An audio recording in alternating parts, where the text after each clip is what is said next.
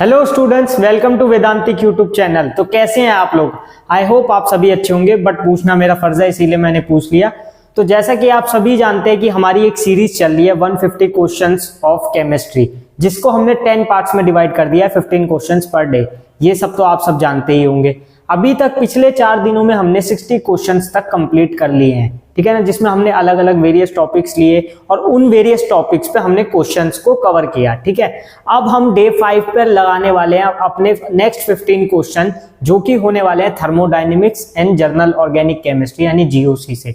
तो हमने ऑर्गेनिक और फिजिकल दोनों को साथ लेकर चल रहे हैं, ठीक है। इनऑर्गेनिक भी हम लेकर चल रहे हैं साथ में, ठीक है। लेकिन आज का जो हमारे टॉपिक्स हैं वो एक फिजिकल से है और एक ऑर्गेनिक से है। दोनों ही इंपॉर्टेंट चैप्टर्स है, दोनों में से आपके क्वेश्चंस आते हैं। आप सभी जानते हैं 2 चैप्टर बहुत ही डिफिकल्ट आप सबको लगते हैं केमिस्ट्री में, जिसमें से एक है थर्मोडायनेमिक्स एंड दूसरा है आयनिक इक्विलिब्रियम। आप सब इसको डिफिकल्ट समझने की वजह से बहुत सारे बच्चे तो छोड़ ही देते हैं पूरा का पूरा थर्मोडायनेमिक्स भी और आयनिक इक्विलिब्रियम भी। हाँ, वो आपके ऊपर है, अगर आपको सब कुछ करके इन दोनों चैप्टर को छोड़ना है तो वो एक अलग बात है। लेकिन मैं फिर भी कहूंगा थर्मोडायनेमिक्स में से बहुत ज्यादा डिफिकल्ट क्वेश्चंस नहीं आते हैं। मेरा ये मानना है कि आयनिक इक्विलिब्रियम में से जरूर डिफिकल्ट क्वेश्चंस आते हैं। हालांकि हम करने वाले हैं आयनिक इक्विलिब्रियम को, नेक्स्ट पार्ट में हम आयनिक इक्विलिब्रियम पे ही आएंगे, ठीक है ना। नेक्स्ट जो 15 क्वेश्चंस आएंगे हमारे डे 6 पे, उसमें हम आयनिक इक्विलिब्रियम को भी कवर करने वाले हैं। आज हम थर्मोडायनेमिक्स को इजी वे में समझेंगे, ठीक है ना।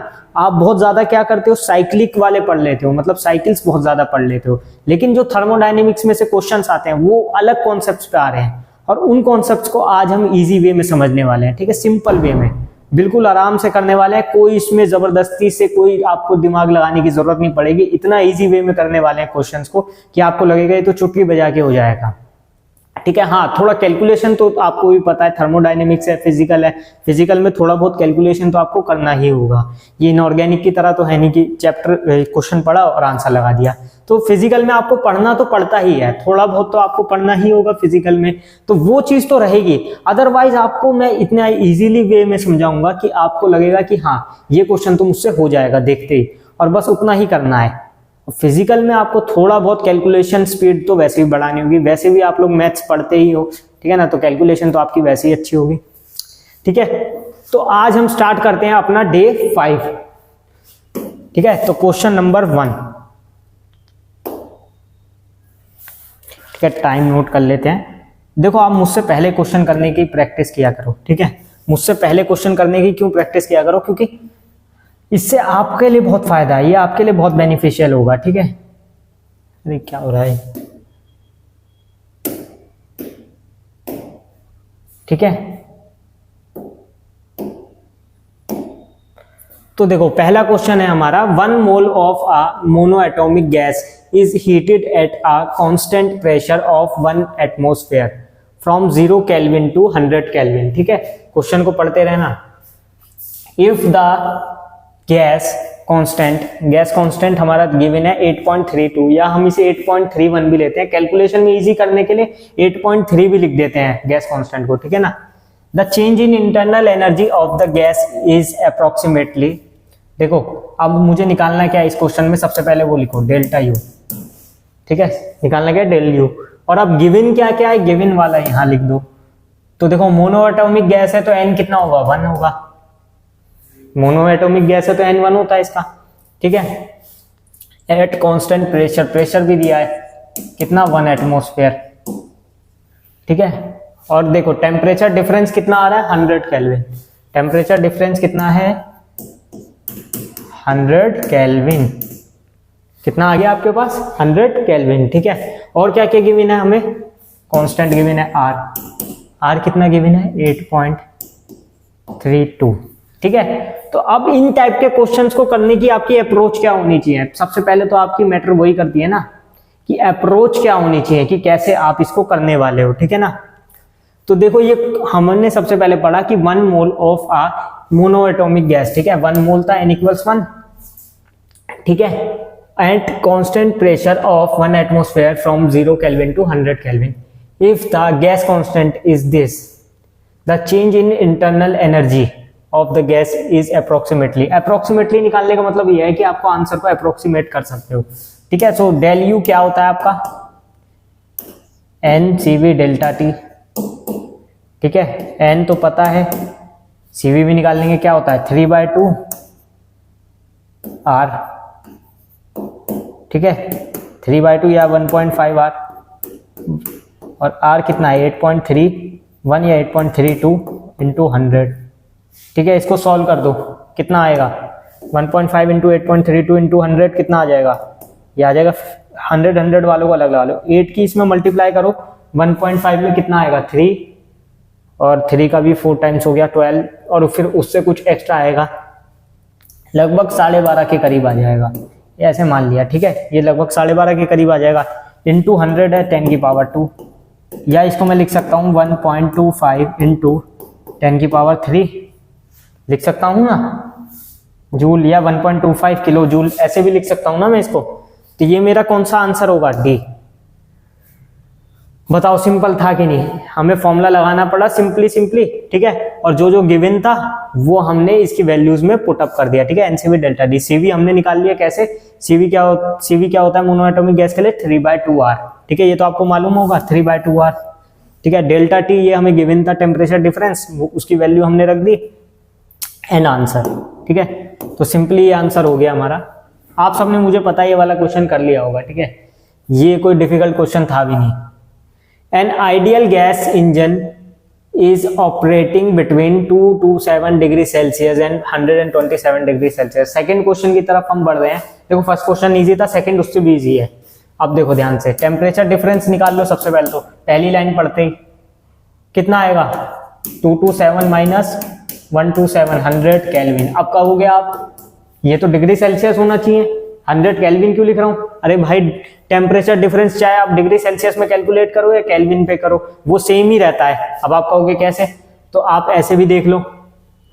चलो मैं T1 T2 मान के ही करता हूँ। T1 कितना है 227 डिग्री सेल्सियस है ना, 227, इसमें कितना ऐड कर दूं 273, कितना आ जाएगा 500 केल्विन, ठीक है। T2 कितना आ जाएगा, इसमें अगर मैं 273 डिग्री सेल्सियस ऐड करूंगा तो 400 केल्विन, ठीक है। अभी भी देखो 500 माइनस 400 करोगे डेल्टा टी 100 केल्विन ही आएगा, ठीक है। इट एब्जॉर्ब्स 10 की power 4 of heat at a higher temperature, the amount of heat converted into work is. तो मुझे क्या बताना है, मुझे वर्क बताना है जो कन्वर्ट हो गया है हीट में, ठीक है, या हीट कन्वर्ट हो गई है वर्क में, ठीक है। एक तरीके से देखो, हीट मुझे गिवन है, हीट मुझे गिवन है कितनी 10 की पावर 4 जूल या 10 किलो जूल, 10 की पावर 4 जूल या 10 किलो जूल, ठीक है। अब देखो मुझे निकालना क्या है, हीट जो कन्वर्ट हो गई वर्क में, ठीक है। एक तरीके से यही हो जाएगा ना, क्योंकि देखो हीट तो मुझे दी ही है, ठीक है। अब वो हीट कन्वर्ट हो जाएगी वर्क में, तो वो वर्क बताना है, ठीक है, उसका कितना अमाउंट होगा या उसकी क्या वैल्यू आएगी, ठीक है। तो अब देखो इसमें मुझे क्या निकालना पड़ेगा, ईटा एफिशिएंसी अगर मैं इसकी निकाल लूं तो उसके बाद मेरा काम क्या हो जाएगा, आसान हो जाएगा, क्योंकि फिर मैं एफिशिएंसी के थ्रू वर्क डन निकाल सकता हूं ना। तो देखो ईटा क्या होता है हमारा 1 माइनस T2 अपॉन T1, ये तो आपको याद होगा formula 1 minus T2 upon T1। 1 minus T2 कितना है आपका यहाँ पर 400 और ये कितना है 500। बताओ यहां तक कोई दिक्कत, 1 माइनस 400 अपॉन 500, ठीक है। इसको कैलकुलेट कर देते हैं, देखो ये 0.8 आ जाएगा, 0.8 आ जाएगा, कैसे 4/5 0.8, और ये पूरा ईटा कितना आ जाएगा 1 माइनस 0.8 0.2, कितना आ गया 0.2 आ गया, ठीक है। यहां तक कोई दिक्कत। अब we know that work done क्या होता है ईटा इंटू क्यू। अब आप कहोगे कैसे होता है, अरे ईटा यही तो होता है W अपॉन क्यू, क्योंकि ईटा क्या होता है हमारा W अपॉन क्यू, ठीक है। तो W क्या हो जाएगा ईटा इंटू क्यू, तो ईटा कितना है 0.2, तो यहां से W कितना आ जाएगा 0.2 इंटू क्यू कितना है 10 की पावर 4, तो ये कितना आ जाएगा 0.2 इंटू 10 की पावर 4 जूल, ठीक है। यानी इसको मैं ये भी लिख सकता हूं, अगर मैं इसको पूरा मल्टीप्लाई कर दूं तो 2 इंटू 10 की पावर 3, 2 किलो जूल या 2000 जूल। तो option A will be the correct answer, ठीक है। तो ये आपको क्लियर हो गया। देखो इसमें ऐसे ही सॉल्व करने वाले क्वेश्चन आएंगे और आपको फॉर्मूला याद ही रखना है।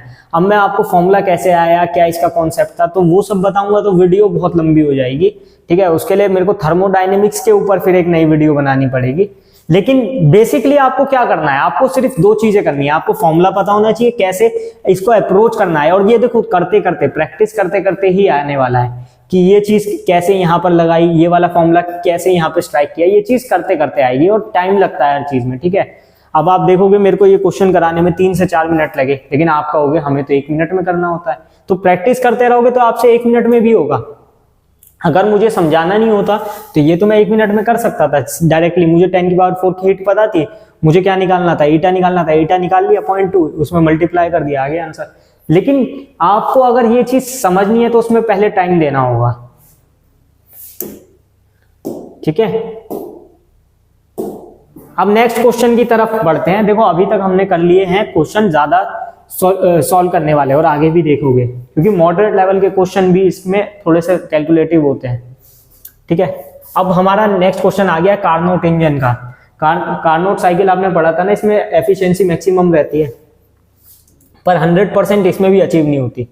अ Carnot engine operating between temperatures T1 and T2 has efficiency 1/6, ठीक है। When T2 is lowered by 62 kelvin its efficiency increases to 1/3 then T1 and T2 are respectively, ठीक है। तो मुझे निकालना क्या है, T1 and T2, ठीक है। निकालना क्या है, T1 and T2, और रिलेशनशिप मुझे दे दिया। अब देखो इसमें हमें 2 इक्वेशन बनानी होगी, ठीक है। उन दोनों इक्वेशन को मैथमेटिकली ही सॉल्व करेंगे। देखो ये केमिस्ट्री का ऐसा चैप्टर है जिसमें आपकी मैथ स्ट्रांग होनी चाहिए, पहली बात, क्योंकि इसमें कैलकुलेशंस बहुत ज्यादा है और आप तो वैसे भी मैथ्स पढ़ते ही हो, ठीक है। तो इसमें क्या दे रखा है, ईटा दिया था एफिशिएंसी 1/6, ठीक है।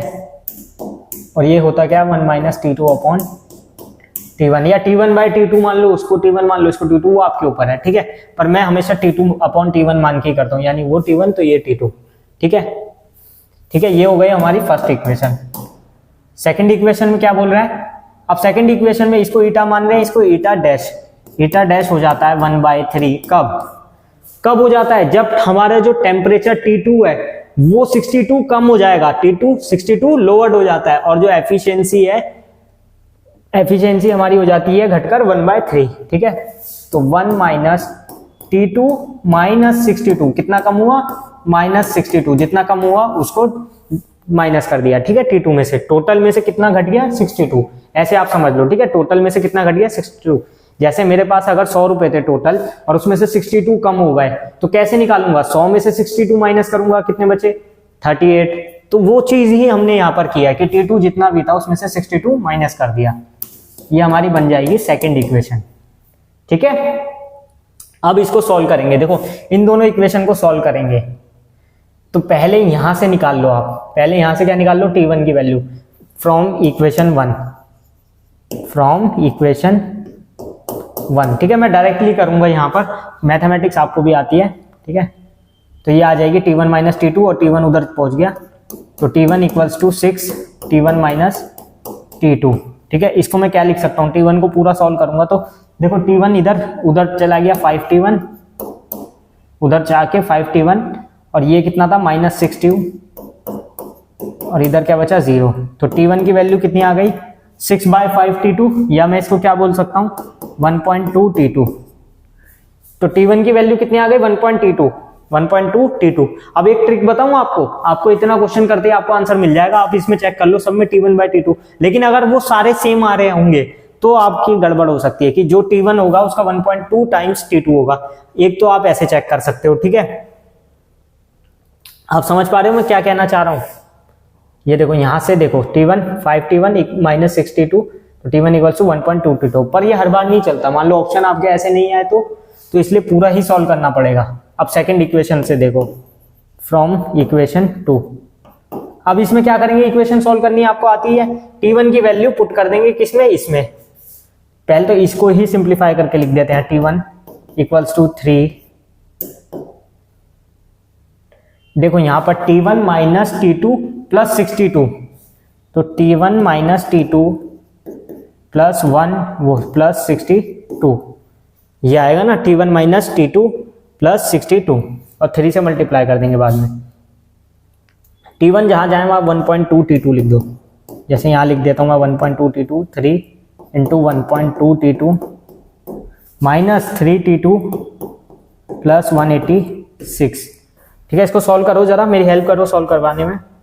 1.2 T2 इक्वल्स टू ये, तो ये उधर जाएगा, ये किधर जाएगा, उधर जाएगा, तो ये हो जाएगा 2 इंटू 1.2 T2, या इसे इधर ले आओ माइनस वाले को, इसको इधर ले आओगे तो -2 इंटू 1.2 T2 इक्वल्स, ये कितना है -3 T2 प्लस 186, -3 T2 प्लस 186। इसको भी इधर ले आओ, -3 वाले को ऐड हो जाएगा ना, तो +3 T2 इक्वल्स कितना रह गया वहां पे, सिर्फ 186। ठीक है, T2 वाला पार्ट सारा हम यहाँ ले आए। 3 T2 में से -2.4 T2 करेंगे, 0.6 T2, 186। तो T2 कितना आ जाएगा हमारा, इस साइड कर देता हूं मैं, T2 आ जाएगा 186 अपॉन 0.6। इसको सॉल्व करोगे तो T2 कितना आ जाएगा, 6 से कटा 3 131 और एक 0 लेंगे 312, तो 310 केल्विन आ गया आफ्टर सॉल्विंग। ठीक है, T2 की वैल्यू आ गई कितनी, 310 केल्विन। अब T1 हमारा क्या होना चाहिए, इसका 1.2 टाइम्स होना चाहिए, तो T1 कितना हो जाएगा 1.2 इंटू 310। अब करो इसका मल्टीप्लीकेशन करोगे कितना आएगा, लगभग 372 केल्विन। तो हमारा T1 होना चाहिए 372 केल्विन और T2 होना चाहिए कितना, 310 केल्विन। अब देख लो इसमें कहाँ आ रहा है, T1 372 केल्विन, T2 310 केल्विन। ठीक है, तो option A will be the right answer. तो आपने देखा कैसे हमने किया, पहले हमने एटा equals to 1 minus T2 upon T1 वाली इक्वेशन से दो इक्वेशन बनाई। पहली इक्वेशन तो सिंपल थी ही, 1/6 दे रखा था, ये लिख दिया। सेकंड में क्या हो रहा था, T2 में से 62 माइनस करना पड़ा, क्यों, क्योंकि टेम्परेचर लॉस हो रहा था 62 केल्विन। ठीक है, तो वो हम कैसे निकालेंगे, जितना टोटल था उसमें से माइनस कर दिया। ठीक है, अपॉन में T1 में कोई चेंज नहीं था, उसको ऐसे ही रखेंगे। ठीक है, फिर इन इक्वेशन को हमने सॉल्व कर लिया, इन इक्वेशन को सॉल्व करने पर हमें आंसर मिल गया। ठीक है, तो आपको आई होप समझ आया होगा, ये सिंपल क्वेश्चन था, कोई ज्यादा डिफिकल्टीज इसमें नहीं हुई होगी। देखो मेरा मोटिव यही है कि मैं thermodynamics, ionic equilibrium, chemical bonding, जितने भी आपके हार्ड चैप्टर्स हैं उनको इजी बना सके। ठीक है, आइए फोर्थ क्वेश्चन की तरफ बढ़ते हैं। फोर्थ क्वेश्चन में है 200 gram of water is heated from 40 degree to 60 degree. Delta T निकाल लो, इसमें कितना आ जाएगा, 20 डिग्री सेल्सियस या 20 केल्विन। ये मैं आपको पहले ही बता चुका हूं कि जो आप टेम्परेचर डिफरेंस लेने वाले हो वो डिग्री सेल्सियस में जितना आएगा उतना ही केल्विन में आएगा। क्यों, क्योंकि ऐड होके सेम ही आ जाते हैं। देखो इसको ऐड कर दो, 273 313 केल्विन, ये 333 केल्विन, इसे में से माइनस कर दो तब भी 20 केल्विन ही आ रहा है। तो डेल्टा टी तो किसी भी तरीके से हम पे 20 केल्विन ही है। The slight expansion of water, the change in its internal energy is close to. यहां पर भी मुझे डेल यू निकालनी है। देखो डेल यू के जितने भी क्वेश्चन आएंगे ना इंटरनल एनर्जी के, वो सारे इंपॉर्टेंट क्वेश्चंस हैं। ठीक है, स्पेसिफिक हीट गिवन है कितनी, 4184 जूल पर केजी पर केल्विन। ठीक है, इससे हमें मतलब नहीं, हम इसका तो वैल्यू ही रख देंगे, सीधा पुट करनी होती है, इसका कोई वैसे कुछ है नहीं खास। ठीक है, डेल यू का फॉर्मूला होता है एक mc delta T. mc delta T आपने पढ़ा होगा ना, ये हीट में भी पढ़ा होगा आपने वैसे तो। ये तो बहुत सिंपल फॉर्मूला है। ठीक है, del U equals to mc delta T, तो बहुत सिंपल फॉर्मूला है, ये तो आपको याद ही होगा। ठीक है, 200, अब इसको मेरे को केजी में भी तो चेंज करना है, इसको केजी में ही चेंज करना है ना, क्योंकि मुझे जो स्पेसिफिक हीट दी हुई है वो केजी में आ रही है, जूल पर केजी। ठीक है, तो मुझे इसे केजी में चेंज करना पड़ा, तो 10⁻³ कर दिया। ठीक है, सी कितना है, अब देखो 4184, डेल्टा टी 20 केल्विन। ठीक है, 20। अब इसको सॉल्व कर लेंगे, सॉल्व तो आप कर ही लोगे। देखो ये 2 0 और ये 1 0, ये मिलके बन गया 3 0।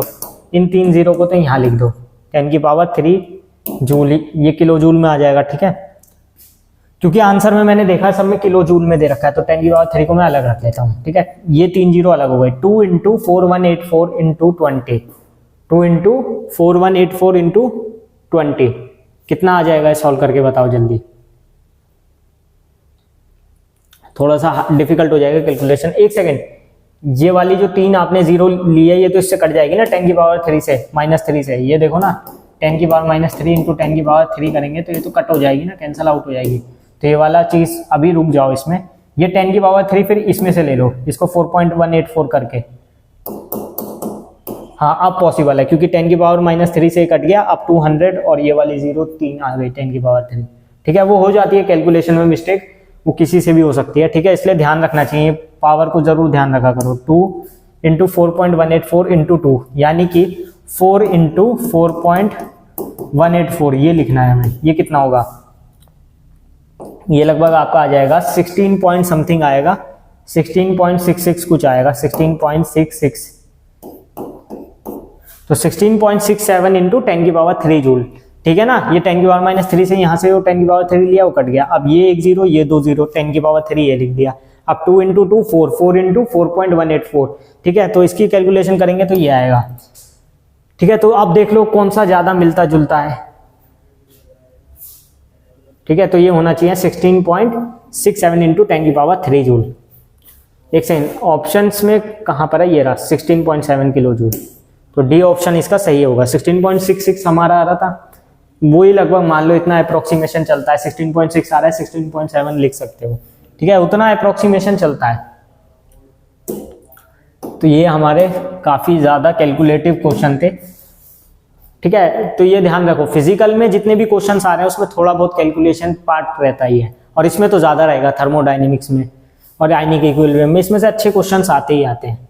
ठीक है, तो कैलकुलेशन में कई बार गड़बड़ी भी हो जाती है, जैसे हमसे भी हो जाती है, आपसे भी हो सकती है, तो उसको बहुत ध्यान से आपको करना है। एग्जाम पॉइंट ऑफ व्यू से भी ये चीज ध्यान रखनी है कि आप कैसे उसको स्ट्राइक कर दें। ठीक है, which of the following statement is correct for any thermodynamic system. अब ये कह रहा है किसी भी थर्मोडाइनेमिक सिस्टम के लिए ये चारों जो असर्शन दिए, या चारों जो हमें ऑप्शन दिए, इसको पढ़ो और इसमें से कौन सा एकदम सही है वो बताओ।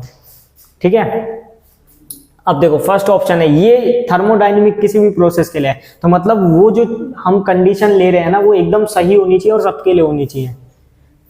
The internal energy change in all process, नहीं, ये तो अनचेंज रहेगी हमारी। ठीक है, तो ये तो ऑप्शन पहला ही गलत हो गया।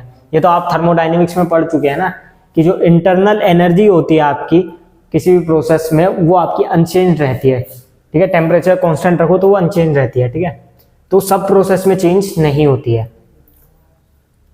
Internal energy and entropy are state function, ये बिल्कुल सही है। ठीक है, इंटरनल एनर्जी एंड एंट्रोपी क्या होते हैं हमारे स्टेट फंक्शन। स्टेट फंक्शन और पाथ फंक्शन आपने नहीं पढ़ा है तो एक और बार जाके पढ़ो।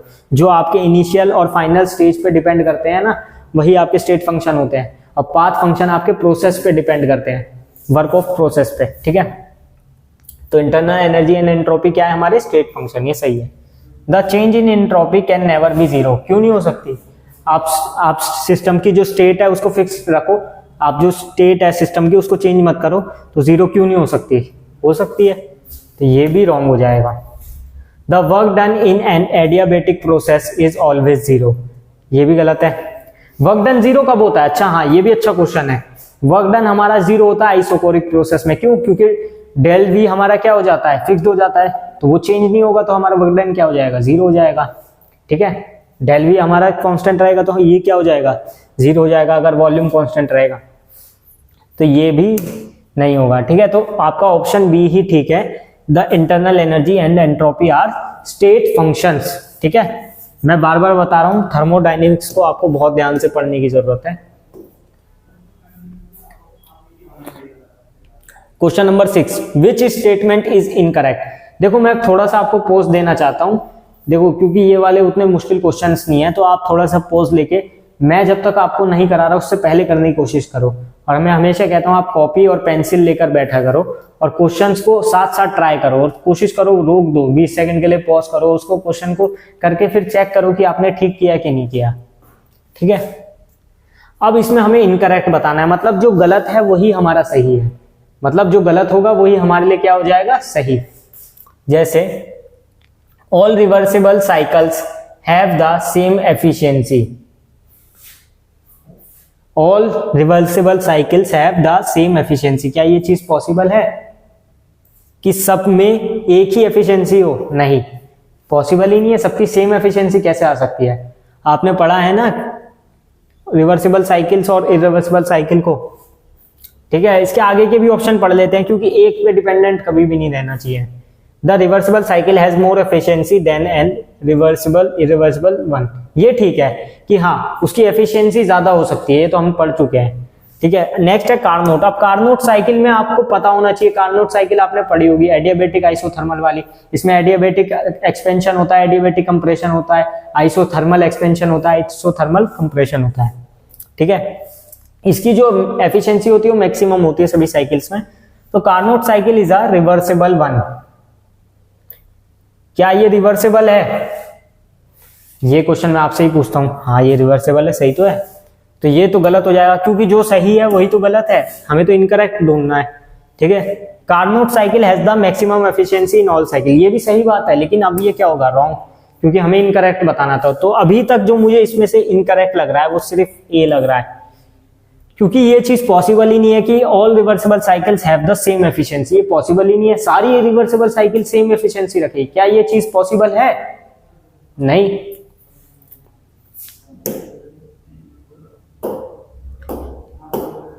ये नेक्स्ट क्वेश्चन है, मैं चाहता हूं आप इसे खुद करो। ठीक है, मैं आपको 5 मिनट देता भी हूं, इतने में पानी वानी पी लेता हूं। आप इसको कंप्लीट करो क्वेश्चन को, मैं चाहता हूं।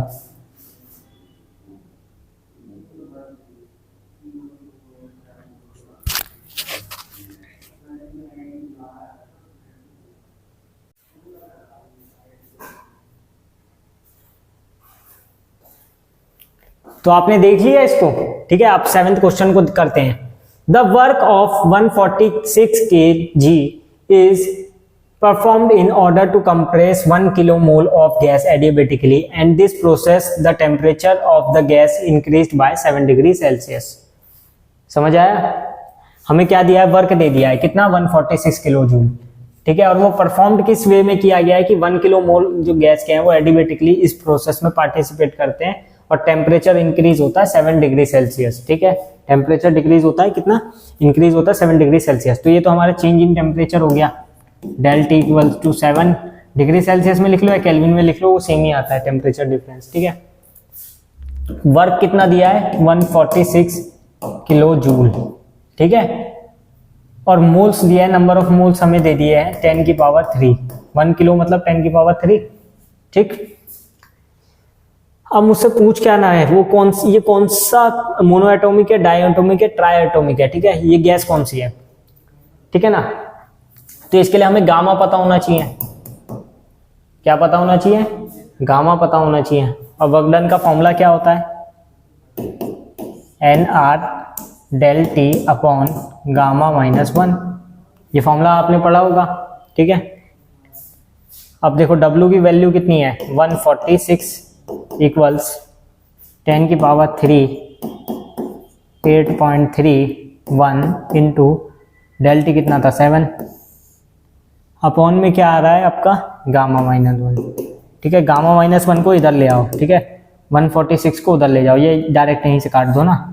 8.3 से कट जाएगा और 7 से भी कट जाएगा। 7 से कटेगा कितना? 21, लगभग 21 टाइम्स, क्योंकि 21 7 होता है आपका 147। तो 21 मान लेते हैं कैलकुलेशन इजी करने के लिए। फिर इसे 8.3 से काटो, और ये अपॉन में आ रहा है 8.3 अपॉन 21 वाले में, तो लगभग कितना आ जाएगा? ये 146 भी 10 की पावर 3 में है ना, किलो जूल। हाँ, तो 10 की पावर 3 यहाँ पर भी है, वो भी कट जाएगा, ये भी कट जाएगा। ठीक है, तो 8.3 अपॉन 21 लगभग कितना आ जाएगा? 0.4। ठीक है, मैंने इसे 4 वाले से करके देख लिया, तो 0.4। अब गामा इक्वल्स कितना आ गया? 1 प्लस 0.4 1.4 या 7/5। ठीक है, तो ये कौन सी गैस हो जाएगी? डाई एटॉमिक गैस हो जाएगी। ठीक है, गामा 1.4 किसके लिए होता है? डाई एटॉमिक के लिए। ठीक है, तो इस क्वेश्चन में हमें सिर्फ इतना करना था। नेक्स्ट आता है among the following molecules with the lowest dipole moment. अब देखो डाइपोल मोमेंट का क्वेश्चन आ गया है। डाइपोल मोमेंट का ये आप सबने पढ़ा होगा, डाइपोल मोमेंट वाला। इसमें हम क्या करते थे? देखो नेगेटिव पॉजिटिव वाला चेक करते थे। डाइपोल मोमेंट जिसमें कैंसल आउट हो जाएगा वो सबसे लोएस्ट होगा, क्योंकि उसमें 0 आ जाता था। जैसे हम सबसे पहले एक एक करके सबका चेक करते हैं। CHCl3 में चेक करो, CHCl, Cl और Cl। अब देखो ये निगेटिव ये पॉजिटिव रखता है, ये निगेटिव ये पॉजिटिव, ये निगेटिव ये पॉजिटिव, ये पॉजिटिव। तो पॉजिटिव पॉजिटिव क्या करेंगे, अट्रैक्ट नहीं होंगे, नेगेटिव पॉजिटिव वाले कनेक्ट हो जाएंगे, नेगेटिव पॉजिटिव वाले कैंसिल हो जाएंगे। ठीक है, ये कैंसिल, ये कैंसिल, ये कैंसिल नहीं होगा, ये कैंसिल नहीं होगा।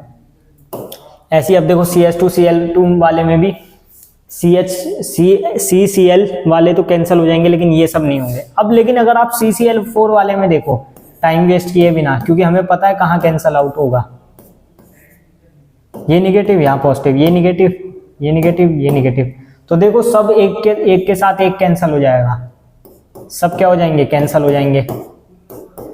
तो जब सब कैंसिल हो जाएंगे तो म्यू आ जाएगा 0, और इसी का लोएस्ट होगा, इसी का क्या होगा, सबसे लोएस्ट होगा डाइपोल मोमेंट। तो इसमें ऑप्शन 3 करेक्ट होगा। ठीक है, क्यों, क्योंकि इसमें नेगेटिव पॉजिटिव अट्रैक्शन की वजह से यहाँ पे कैंसिल आउट हो जाएगा। नेक्स्ट क्वेश्चन है, देखो ये सिंपल है, ये तो आपको कर लेना चाहिए, ये क्वेश्चन तो आपसे होना ही चाहिए। देखो इसमें पूछ रहा है CnH2nO2 could be for open chain। इसमें देखो क्या करना है आपको, n = 1 लिख के देखो, 2 लिख के, मैं कहता हूं 2 से स्टार्ट करो। ठीक है, C2H4O2, 3 रखो, C3H6O2, बस 2 और 3 रख के 2 नंबर रख के देखो, आपको पता चल गया इसकी क्या स्ट्रक्चर होगी। पहले तो देखो C2H4O2 CH3COOH, क्योंकि 2 ऑक्सीजन आ रहे हैं, 2 ऑक्सीजन किसमें आते हैं, कार्बोक्सिलिक एसिड में। इसकी देखो CH3CH2COOH, सही है ना। देखो C3H कितने हो गए, 6, ऑक्सीजन कितने हो गए, 2। यहाँ पर भी देखो C2H कितने, 4, ऑक्सीजन कितने, 2। तो यानी ये सब क्या आ रहे हैं, कार्बोक्सिलिक एसिड वाला ग्रुप है। ठीक है, तो ये कौन सा ग्रुप के लिए है, कार्बोक्सिलिक एसिड के लिए। आप पढ़ भी चुके हो पहले, IUPAC अगर आपने ठीक से पढ़ा हो तो आप ये समझ सकते हो। ठीक है, GOC का मतलब यही है, बेसिक कार्बोक्सिलिक एसिड। और GOC के क्वेश्चंस आपके इजी रहते हैं, plus I effect, minus I effect, hyper conjugation effect, और आपका कौन सा आता है, रेजोनेंस इफेक्ट। इस पे क्वेश्चंस बहुत आते हैं, खासकर एसिडिटी और बेसिसिटी वाले। ठीक है, देखो अभी मैं एसिडिटी और बेसिसिटी की बात कर रहा था, देखो नेक्स्ट क्वेश्चन उसी के ऊपर आ गया। ये क्वेश्चन है आपका, among the following oxo acids the correct decreasing order of acid strength is HClO4, HClO3, HClO2, HOCl। क्या होगा बताओ। इसमें आप सीधे सीधे सिंपली क्या करो, ऑक्सीडेशन नंबर चेक कर लो, मोर ऑक्सीडेशन नंबर मोर एसिडिटी। ठीक है, मतलब जिसकी ऑक्सीडेशन नंबर जितनी ज्यादा होगी एसिडिटी उतनी ज्यादा बढ़ जाएगी। ठीक है, क्योंकि ये सेम टाइप के हैं। ठीक है, HClO4 को ले लो, HClO3 को ले लो, HClO2 को ले लो, HOCl को ले लो। जब ये सेम टाइप वालों में आप कंपेयर करते हैं तो आप ऑक्सीडेशन नंबर से चेक कर सकते हो। ठीक है, क्योंकि और तो कुछ बच नहीं रहा है जब ये सेम से है। ठीक है, तो देखो इस वाले पे देखो, पहले HClO4 में मैं यहाँ बता देता हूँ, HClO4 में कितनी हो जाएगी, देखो x = -8 + 1 -7, और उधर जाके +7, तो x की वैल्यू कितनी आ गई, +7। ठीक है, चार्ज कुछ था नहीं, x - 8 + 7 + 1 = 0, यानी कि -7 = 0, यानी कि +7। तो यहाँ है +7, यहाँ +5। ठीक है, 6 - 1, यहाँ पर 4 - 1 +3, यहाँ पर +1। ठीक है, तो सबसे ज्यादा कहाँ है, यहाँ पर। तो सबसे ज्यादा एसिडिक ये होगा, फिर ये होगा, फिर ये होगा, फिर ये होगा। ठीक है, तो ये चीज यहाँ पर हमें चेक करनी है। ठीक है, हमने सेंट्रल एटम की ऑक्सीडेशन स्टेट चेक कर ली बस।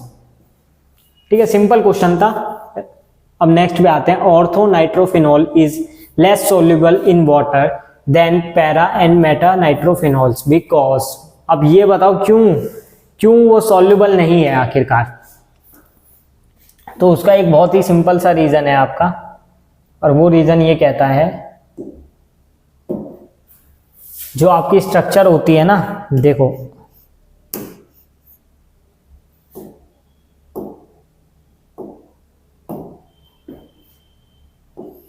बेंजीन के ऊपर क्या होगा, फिनॉल पे OH, नाइट्रोफिनॉल। ठीक है, ऑर्थो नाइट्रोफिनॉल। तो ऑर्थो नाइट्रोफिनॉल का मतलब तो हो गया कि नाइट्रो ग्रुप यहां जुड़ रहा है, NO2 ग्रुप। ठीक है, पैरा वाले में क्या हो जाएगा, पैरा वाले में यहां नीचे जुड़ जाएगा। NO2, ठीक है। मेटा वाले में यहाँ पर जुड़ जाएगा, वो मैं यहाँ बना देता हूँ।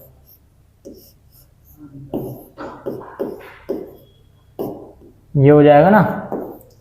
तो अब देखो जो ज्यादा पास होगा तो वहां क्या हो जाएगी, हाइड्रोजन बॉन्डिंग। और वो कौन सी हाइड्रोजन बॉन्डिंग होगी, इंट्रामोलिकुलर। ये देखो क्यों, क्योंकि हाइड्रोजन, ऑक्सीजन, नाइट्रोजन और फ्लोरीन, ये जो तीनों सबसे ज्यादा इलेक्ट्रोनेगेटिव एलिमेंट्स होते हैं, उनके साथ मिलके क्या बनाता है, हाइड्रोजन बॉन्ड, ठीक है ना। तो इसमें क्या हो जाएगा, इंट्रामोलिकुलर हाइड्रोजन बॉन्डिंग, क्योंकि दो है। यहाँ पर देखो हाइड्रोजन बॉन्डिंग हो गई ना, यहाँ पर जो नाइट्रोजन के साथ ऑक्सीजन है, देखो दोनों के साथ क्या कर लेगा ये हाइड्रोजन बॉन्डिंग। इसकी वजह से क्या हो जाएगा, ये बहुत ही लेस सॉल्युबल होगा, ठीक है। तो अब देखो, अब आपको पैरा पे और मेटा पे क्यों नहीं होगा, क्योंकि वो दूर है। जो सबसे ज्यादा पास है वहां पर सबसे ज्यादा करेगा, ठीक है। तो अब देखो, ortho nitrophenol shows intramolecular hydrogen bonding. Intermolecular नहीं, इंट्रामोलिकुलर, क्योंकि दोनों के साथ कर रहा है, ठीक है। तो ortho nitrophenol shows intramolecular hydrogen bonding, that's why it is less soluble in water than para and meta nitrophenols. अब समझ आ गया, पैरा और मेटाफिनॉल के जरिए ये क्यों कम होता है, क्यों, क्योंकि ये बहुत पास होता है इसके ऑर्थो वाला। दैट्स व्हाई ये क्या मिलके बनाते हैं, ये मिलके बना लेते हैं हाइड्रोजन बॉन्डिंग। और कौन सी, इंट्रामोलिकुलर हाइड्रोजन बॉन्डिंग, ठीक है। नेक्स्ट आपका आता है question, the order of basicity of amines in gaseous state is. अब इनका ऑर्डर ऑफ बेसिसिटी बताओ। आपने एसिडिटी का तो बता दिया था, ठीक है। बेसिसिटी का क्या होता है, टर्शरी होता है, सेकेंडरी होता है, प्राइमरी होता है, क्या होता है गैसियस स्टेट में, ये भी तो पता होना चाहिए, ठीक है ना। तो बेसिसिटी का ऑर्डर कैसे आप चेक करते थे अमाइंस में, ये देखो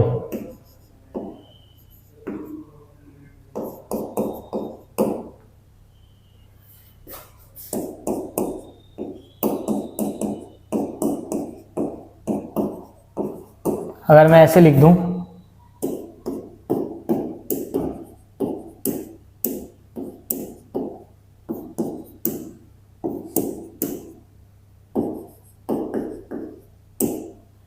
ठीक है। अगर मैं इस टाइप से लिख दूं तो इसमें बेसिसिटी का क्या होगा ऑर्डर, ये बताओ, सबसे ज्यादा किसका होगा और सबसे कम किसका होगा। जाहिर सी बात है, जहां पर आपकी स्टेबिलिटी इसको निकालने के बाद सबसे ज्यादा होगी, वो आपका सबसे ज्यादा स्टेबल हो जाएगा। कौन, जहां पर आपकी स्टेबिलिटी सबसे ज्यादा होगी, ठीक है। सबसे ज्यादा स्टेबिलिटी कहां पर होगी इसको निकालने के बाद, ये भी तो एक क्वेश्चन है आपका कि इसको निकाल देंगे। जैसे ये निकल गया तो इस पर कौन सा चार्ज आ जाता है, प्लस चार्ज आके क्या बना लेता है, कार्बोकटाइन। और कार्बोकटाइन कहाँ सबसे ज्यादा स्टेबल होता है, 3 degree, and then 2 degree, and then 1 degree, and then primary, and then methyl group जो होता है हमारा, ठीक है, उसको छोड़ दो। तो 3 डिग्री, 2 डिग्री, 1 डिग्री। तो सबसे ज्यादा किसका होगा, टर्शियरी अमाइन, फिर secondary amine, and then primary amine, and then NH3, option 4। समझ आ गया। Increasing order of stability among the 3 main conformation eclipse anti-gauge of 2-fluoroethanol। 2-fluoroethanol क्या होता है हमारा, पहले तो ये समझ लो।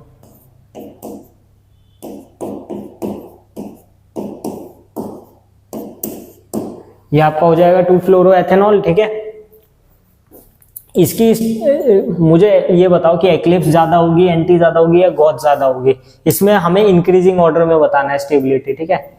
तो पहले हम इसकी कौन सी बनाएंगे, देखो सबसे ज्यादा हमेशा गॉच होती है, क्यों होती है वो भी मैं समझा दूंगा। ऐसे बनाओ,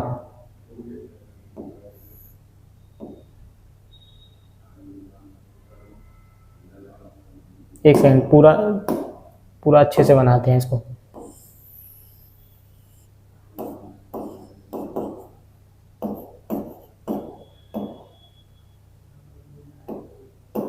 ठीक है, यहां से हम इसको दिखाने वाले हैं, ठीक है। ये हो गया ना, सही है। ये थी ना हमारी, देखो CH2OH, ठीक है, ऐसे लिखते थे हम। अब देखो इसमें क्या करेंगे, देखो ये हमारी कौन सी होगी, सबसे पहले तो ये बता दो, ये होगी हमारी एंटी।